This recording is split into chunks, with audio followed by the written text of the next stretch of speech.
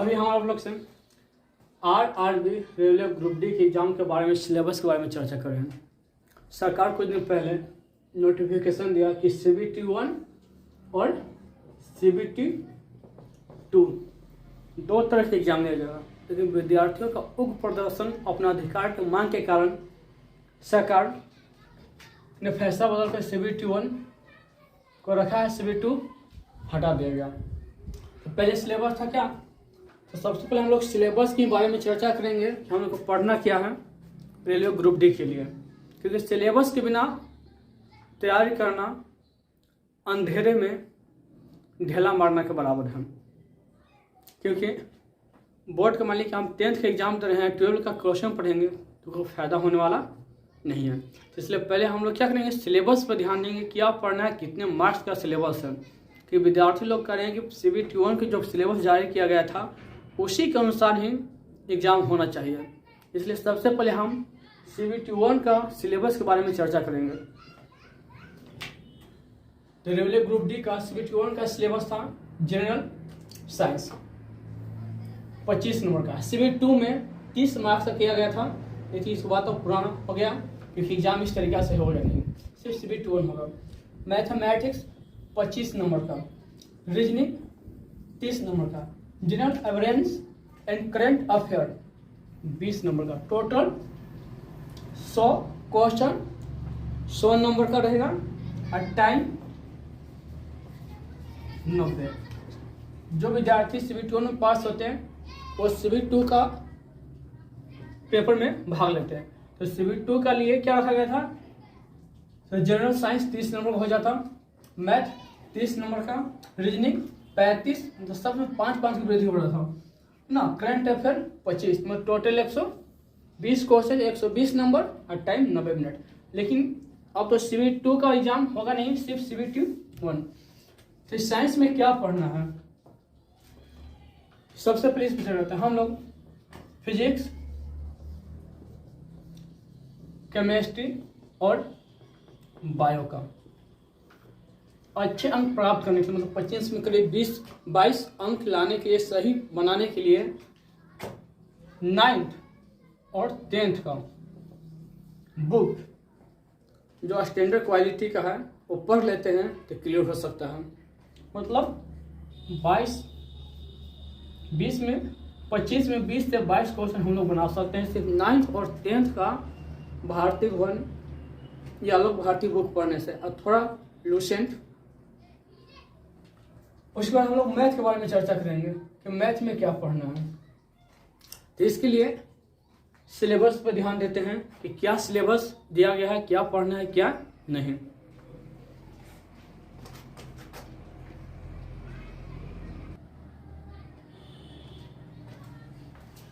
Math में क्या पढ़ना है हम लोग को, सिलेबस है railway group D CBT 1 number system, decimal, HCF and LCM, ratio and proportion, mensuration, time and distance, profit and loss, square root, cube root, board marks, fractions, percentage, time and work, SI and CI, algebra, elementary statics, pipe and cisterns, geometry and trigonometry. तो हम लोग क्या करना है, revision. एक समय होता है जो सीखने का रहता है, एक समय आता है जो रिवीजन का। तो जो हम चैप्टर पे पकड़ है उसी चैप्टर को बार बार बनाना है कि जिससे हमारा स्पीड बढ़ जाए। दूसरी बात, बुक चेंज नहीं करना है। जो किताब हम लोग पहले से पढ़े हमारे RS Agarwal, RD Singh, RS Agarwal या मतलब कोई भी प्रकाशन का लूसेंट, अरिहंत, जो भी पढ़े उसको क्या करना है, पढ़ना है। तो उससे अच्छा है कि रेलवे ग्रुप डी का घटना चक्र प्लेटफॉर्म का प्रीवियस ईयर का ही क्वेश्चन हम लोग बनाए। दूसरा एक और बात है ये महत्वपूर्ण कि बार बार हम मैथ बनाने का तरीका चेंज नहीं करें, क्योंकि यूट्यूब प्लेटफॉर्म इतना बड़ा है कि बहुत से टीचर हम लोग को मैथ बताते हैं। तो जिस टीचर का जो मेथड हम लोग सीख चुके हैं उसी मेथड से मैथ बनाए, क्योंकि जो मेथड हम सीख चुके उसी से मैथ बनाने से, प्रैक्टिस करने से स्पीड बढ़ेगा। नए सीखने के चक्कर में पुराने को भूल जाते हैं। या उसको भूलने पड़ता है, नया ग्रहण करना पड़ता है। इसलिए मेथड भी चेंज नहीं करना है। जो मेथड से हम बना रहे हैं, जो ट्रिक से बना रहे हैं, उसी ट्रिक पर पकड़ बनाना है कि जल्द से जल्द स्पीड अपना बढ़े। क्योंकि प्रत्येक टीचर को बनाने मैथ पढ़ाने का तरीका अलग अलग होता है। इसलिए मैं प्रेफर करूँगा कि घटना चक्र का बुक्स ही पढ़ें। ये हमारा मैथ का सिलेबस है। एक और बात, जो घटना चक्र में है उसी तरह से या जो प्रीवियस ईयर में क्वेश्चन पूछे गए हैं उसी लेवल का क्वेश्चन पढ़े, यानी कि बहुत कठिन कठिन हार्ड प्रश्न बनाए। एग्जाम में कुछ ऐसा आसान क्वेश्चन आ जाए उसमें टाइम टेकन हो जाए या हम भूल चुके हो, ठीक ना।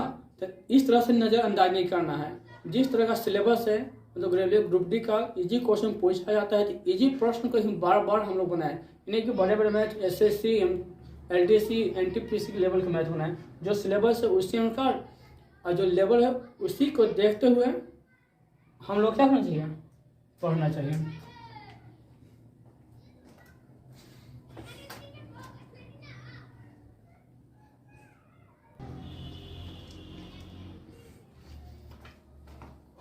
तो मैं सबसे पहले आप लोग के साथ नंबर सिस्टम जो चैप्टर उसको शुरुआत कर रहे हैं।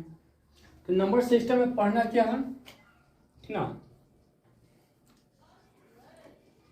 तो हम लोग सब जानते हैं सम संख्या, जो संख्या 2 से पूरी तरह से विभाजित हो जाता है उसे सम संख्या कहते हैं।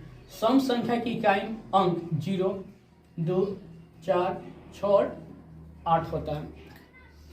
कभी कभी ऑप्शन दे दिया कि इनमें से कौन सम संख्या का इकाई नहीं होगा, जैसे 3 दे दिया तो 3 नहीं होगा। विषम संख्या किससे कहते हैं,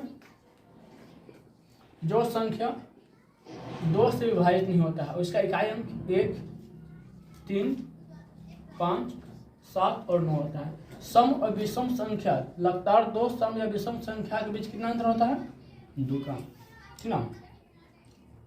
तो सम और प्लस सम होता है, क्या होता है, सम होता है।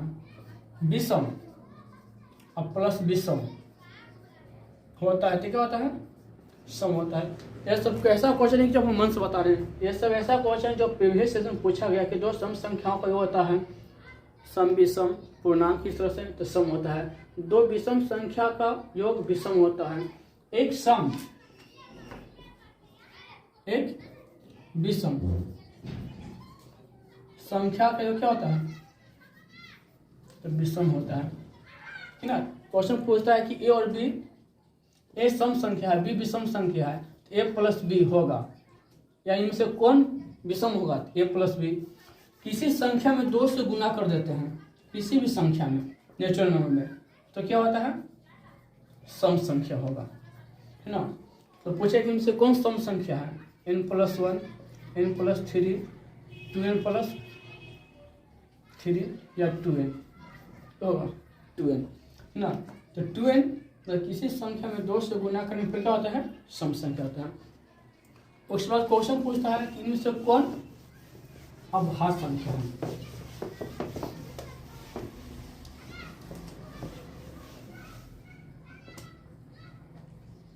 एक होता है गुणज, एक होता है गुणनखंड, एक होता है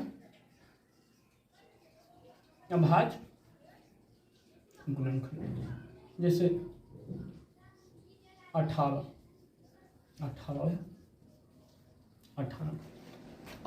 का गुणज, ठीक ना। 18 का प्रथम लगातार 5 गुणज लिखना है, 18, 36, 72,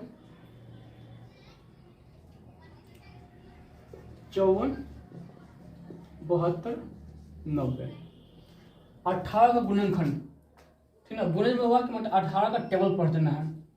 गुणनखंड का अर्थ हुआ कि 18 कौन कौन संख्या से विभाजित होगा, मतलब पूरा पूरा कटेगा। तो 1 से कटेगा, 2 से, 3 से, 6 से, 9 से और 18 से। अभाज्य गुणनखंड, ठीक ना। तो अभाज्य संख्या किससे कटे, जो स्वयं अपने आप से कटे और 1 से कटे, किसी दूसरा से नहीं कटे। इनमें क्या हो जाएगा, 2, 3, ठीक ना। तो 2 और 3 क्या है, अभाज्य गुणनखंड है। इस तरह से निकाला जाता है अभाज्य गुणनखंड में। 9, 3, 3, 3 के पावर 1 2 के पावर 1 और 3 के पावर 2 अभाज्य संख्या। तो ऐसा क्वेश्चन दिया जाता है कि इनसे कौन अभाज्य संख्या है। तो अभाज्य संख्या पहचानने का नियम है।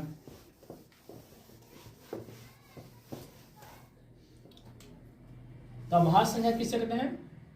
जो एक और स्वयं अपने आप से विभाजित हो और किसी दूसरी संख्या से विभाजित नहीं होता है। जैसे 6, 12, 18, 24, 36,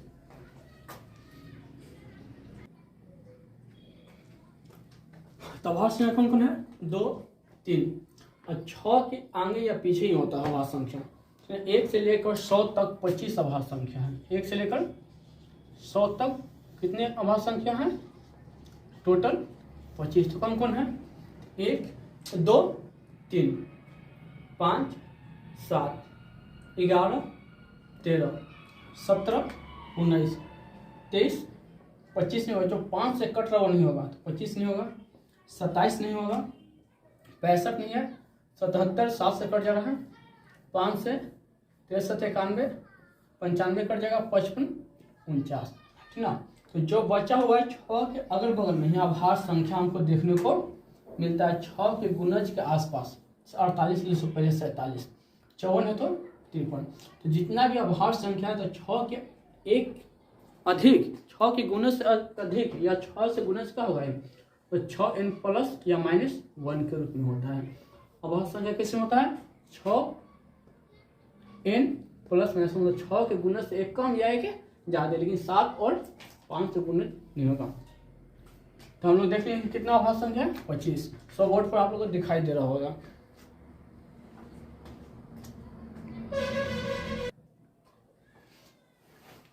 हम किसी का 10 नंबर का अंकों का मोबाइल नंबर याद कर सकते हैं, इसलिए अभाज्य संख्या के लिए 10 नंबर का समझे कि मोबाइल नंबर है अपना या किसी का, ठीक ना। तो क्या है? 44 22 32 23 21, ठीक ना। कितना आसान है? 44 22 32, ठीक ना। 44 22 32 23 21, ठीक ना। 44 22 32 23 और 21, ठीक ना। तो क्वेश्चन क्या पूछेगा? तो ये हो गया 1 से लेकर 10 के बीच तक अभाज्य संख्या 4 गो, 11 से लेकर 20 तक, ठीक ना। 21 से लेकर 30 तक, इस तरह से। तो क्वेश्चन पूछेगा, ठीक ना, कि 50 से लेकर 70 के बीच कितना अभाज्य संख्या है, ठीक ना। 50 से 70 के बीच कितने अभाज्य संख्या है? तो 10, 20, 30, 40, 50, ठीक ना। 50 हो गया। तो 0 से 10 तक, 10 से 20 तक, 20 से 30 तक, 30 से 40 से 40 से 50 तक, 50 के बाद 60 70, मतलब 2 और 2 कितना हो गया? 4 गो। मतलब 50 और 70 के बीच में 4 अभाज्य संख्या है। गिन लेते हैं।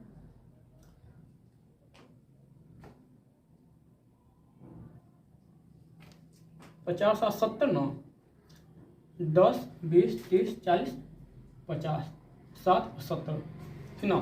तो कौन कौन होगा? 60 और 70, 50 के बाद 1 2 3 और 4, 53 59 61 और 67। तो इस तरह से क्वेश्चन पूछा कि इतने के बीच में कितनी अभाज्य संख्या है, तो हम इस तरीका से बना सकते हैं, ठीक ना। ये कहा जाए 30 से लेकर और 60 के बीच में कितने अभाज्य संख्या है, ठीक ना।